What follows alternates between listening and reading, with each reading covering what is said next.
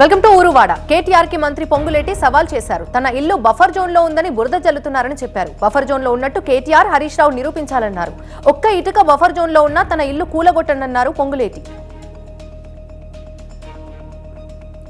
మంత్రి పొంగులేటికి కేటీఆర్ కౌంటర్ ఇచ్చారు. పొంగులేటికి అంత శ్రమ అవసరం లేదని చెప్పారు. ఎక్కడెక్కడ చెరువులను పూడ్చి ఫామ్ హౌస్లు కట్టారో శాటిలైట్ ఇమేజ్లన్నీ ఉన్నాయని చెప్పారు.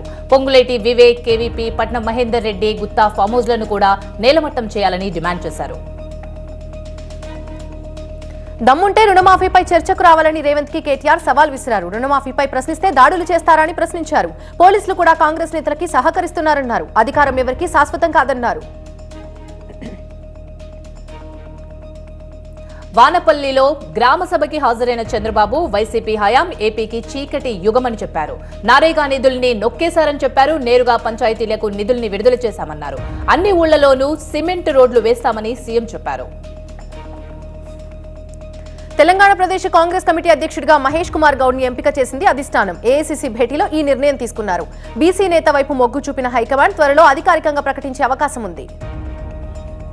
ఐవీఎఫ్ ఒక అధునాతన సంతానోత్పత్తి చికిత్స. అనేక దంపతులకు తల్లిదండ్రులు కావాలనే వారి కలను నెరవేర్చుకోవడానికి సహాయపడుతుంది. బీజేపీపై పోరాటంలో కాంగ్రెస్ అందరినీ కలుపుకోపోవడం లేదంటున్నారు. అయితే సిపిఐ నేత నారాయణ, కాంగ్రెస్ నేతలు ఒంటెద్దు పోకడలకు ముందు వెళ్తున్నారని అసంతృప్తి వ్యక్తం చేశారు. కాంగ్రెస్ తీరు వల్లే తెలంగాణలో బీజేపీ బలపడిందంటున్నారు నారాయణ. ఢిల్లీలో రాహుల్ గాంధీ ఆఫీస్ కి వెళ్లారు బీజేపీ ఎంపీ రఘునందన్ రావు. బ్లిట్జ్ పత్రికలో వచ్చినటువంటి కథనాన్ని రాహుల్ గాంధీ ఆఫీసులో ఇచ్చారు రఘునందన్. రాహుల్ గాంధీ వ్యక్తిగత జీవితంపై బ్లిట్జ్ మ్యాగజైన్ ఓ కథనాన్ని ప్రచురించింది. అయితే ఆ కథనంలో ఉన్నటువంటి విషయాలు నిజమో అబద్ధమో చెప్పాలంటూ ఎంపీ రఘునందన్ రావు డిమాండ్ చేశారు. రాష్ట్రాన్ని అభివృద్ధి చేసే విషయంలో ఎలాంటి రాజకీయాలకు తావులేదన్నారు AP deputy CM Pawan Kalyan. ప్రస్తుతం 75% గ్రామాల్లో వైసీపీ సర్పంచులున్నా అన్ని గ్రామాల్లో గ్రామ సభలు ఏర్పాటు చేసి ఇందుకోసం ప్రణాళికలు రచిస్తున్నామని చెప్పారు. ప్రతి ఒక్కరూ రాష్ట్ర అభివృద్ధికి కృషి చేయాలన్నారు డిప్యూటీ సీఎం. అన్నమయ్య జిల్లా మైసూరువారిపల్లెలో గ్రామ సభకు హాజరయ్యారు deputy CM Pawan Kalyan. Railway Koduru నియోజకవర్గంలో నిర్వహించిన కార్యక్రమంలో పవన్ పాల్గొన్నారు. తిరుపతి విమానాశ్రయానికి చేరుకున్న పవన్ కి కార్యకర్తలు ఘనస్వాగతం పలికారు. ఏపీ వ్యాప్తంగా 13,326 పంచాయతీల్లో గ్రామ సభలకు ఏర్పాట్లు చేసింది ప్రభుత్వం. 4,500 కోట్ల రూపాయలతో చేపట్టే 87 రకాల ఉపాధి హామీ పనులపై ఇందులో తీర్మానం చేయాలని రాష్ట్ర ప్రభుత్వం పిలుపునిచ్చింది. వైసీపీ హయాంలో పంచాయతీల నిధులు కాజేశారని, సర్పంచ్లని భిక్షమెత్తుకునేలా చేశారని ఆరోపించారు మంత్రి నిమ్మల రామనాయుడు. కూటమి ప్రభుత్వం పంచాయతీలకి ఊపిరిపోస్తుందన్నారు. పాలన సక్రమంగా జరిగేందుకే గ్రామ సభల నిర్వహణ చేపట్టామని తెలిపారు. గత ప్రభుత్వం పంచాయతీలని నిర్వీర్యం చేసిందని మంత్రి నిమ్మల స్పష్టం చేశారు.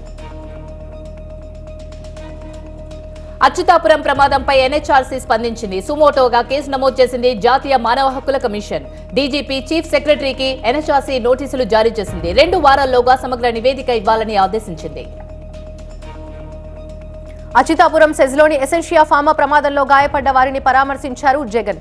ఉషా ప్రైమ్ ఆసుపత్రిలో చికిత్స పొందుతున్న వారిని కలిసి వారితో మాట్లాడారు. ప్రమాదం జరిగిన తీరు, కంపెనీలో పరిస్థితులపై ఆ బాధితులతో జగన్ మాట్లాడారు. వారందరికీ ఆయన ధైర్యం చెప్పారు.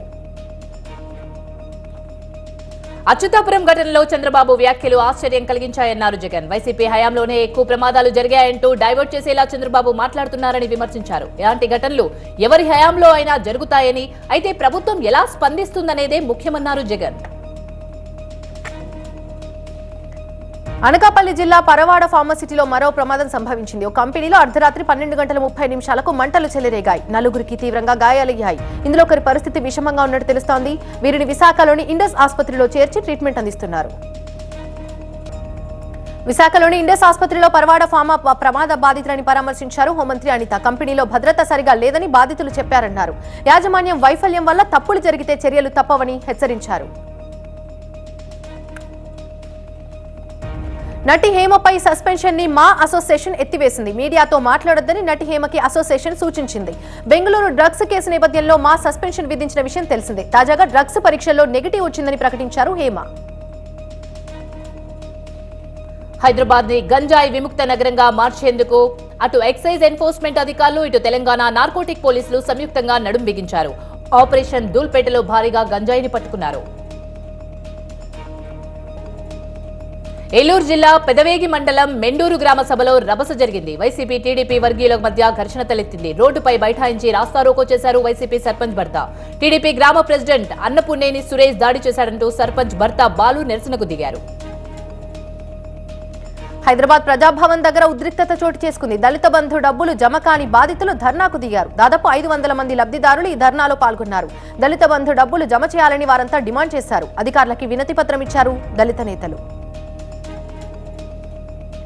ఢిల్లీలో తనను కిడ్నాప్ చేసి అక్రమంగా అరెస్ట్ చేశారని ప్రొఫెసర్ సాయిబాబా తెలిపారు. జైలు నుంచి విడుదలైన 5 నెలల తర్వాత ఆయన హైదరాబాద్ లో మీడియాతో మాట్లాడారు. వికలాంగుణాన్ని కూడా చూడకుండా తనను జైల్లో చిత్రహింసలు పెట్టారని తెలిపారు.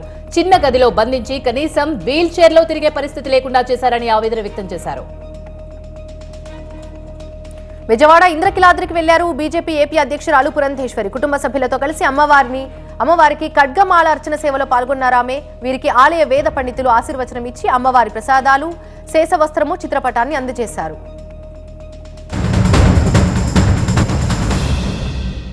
Welcome back. ఢిల్లీ ఎయిమ్స్ నుంచి తిహార్ జైలుకు కవితను తరలించారు అధికారులు. అస్వస్థతకు గురి కావడంతో నిన్న ఎయిమ్స్ కు తరలించారు అధికారులు. వైద్య పరీక్షలు, చికిత్స తర్వాత తిరిగి కవితను జైలుకు తరలించారు. అయితే వైరల్ ఫీవర్, గైనిక్ సమస్యలతో బాధపడుతున్నారు కవిత. గచ్చిబౌలిలో వ్యభిచార ముఠా గుట్టు రట్టు చేశారు యాంటీ విమెన్ ట్రాఫికింగ్ పోలీసులు. కొండాపూర్లోని ఒక ఇంట్లో కెన్యా, ఉగాండా, టాంజానియా దేశాలకు చెందిన 17 మంది యువతులతో ఈ కార్యకలాపాలు నిర్వహిస్తున్నట్టుగా గుర్తించారు. లోకాన్ వెబ్సైట్ లో ఫోటోస్ పెట్టి వీటిని ఆకర్షిస్తున్నారు. పోలీసులు శివకుమార్ తో పాటు 2 వీటిలను పట్టుకున్నారు. పూణేకు చెందిన గోల్డెన్ బాయ్స్ సన్నీ, సంజయ్ కుటుంబ సభ్యులతో కలిసి తిరుమలలో శివారిని దర్శించుకున్నారు.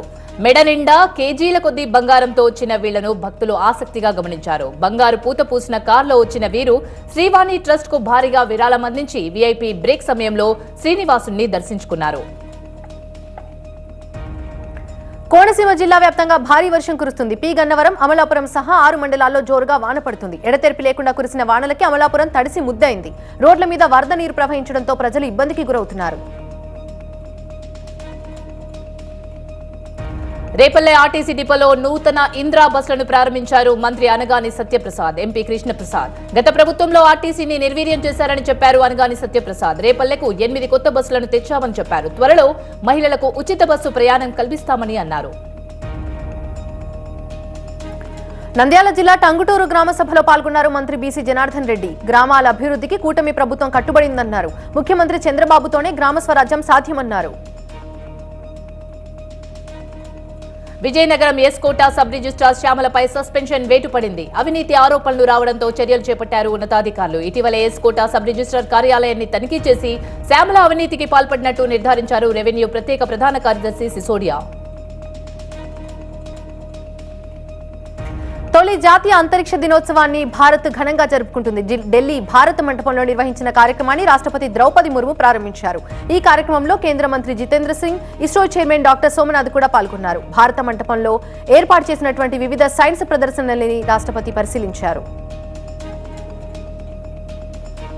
తొలి జాతీయ అంతరిక్ష దినోత్సవం సందర్భంగా భారతీయులందరికీ ప్రధాని మోదీ శుభాకాంక్షలు తెలియజేశారు. చంద్రయాన్ మిషన్ చంద్రుడిపైన శివశక్తి పాయింట్ లో దిగిన వీడియోతో ఆయన ట్వీట్ చేశారు. అంతరిక్ష రంగ భవిష్యత్తుకు సంబంధించి తమ ప్రభుత్వం అనేక నిర్ణయాలు తీసుకుంటుందని చెప్పారు ఎక్స్ వేదికగా ప్రధాని. కోల్కతా జూనియర్ డాక్టర్ హత్యాచార కేసులో ప్రధాన నిందితుడు సంజయ్ రాయ్ ని సీల్దా కోర్టులో హాజరుపరిచారు పోలీసులు. నిందితుడికి 14 రోజుల జ్యుడిషియల్ కస్టడీ విధించింది కోర్టు.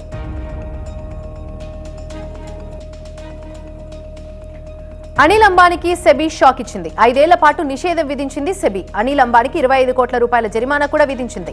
రిలయన్స్ హోమ్ ఫైనాన్స్ నిధులు మళ్లించారని అభియోగాలు రావడంతో వచ్చే 5 ఏళ్లు ఏ కంపెనీలో కీలక పదవిలో ఉండొద్దని సెబీ తెలిపింది. త్రిపురలో భారీ వర్షాలు కురుస్తున్నాయి. వరదలో ఇప్పటి వరకు 10 మంది చనిపోయారు. 34,000 మంది నిరాశ్రయులుగా మారారు. సహాయక చర్యల కోసం ఎన్డీఆర్ఎఫ్ టీం రంగంలోకి దిగింది. 120 మంది సభ్యులతో వైమానిక దళ విమానాలు అగర్తాలోని మహారాజా బీర్ బిక్రమ్ విమానాశ్రయంలో దిగాయి.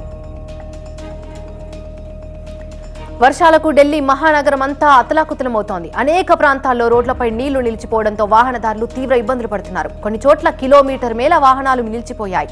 ఫ్లైఓవర్ల కింద దాదాపు మోకాల లోతు నీళ్లొచ్చి చేరాయి.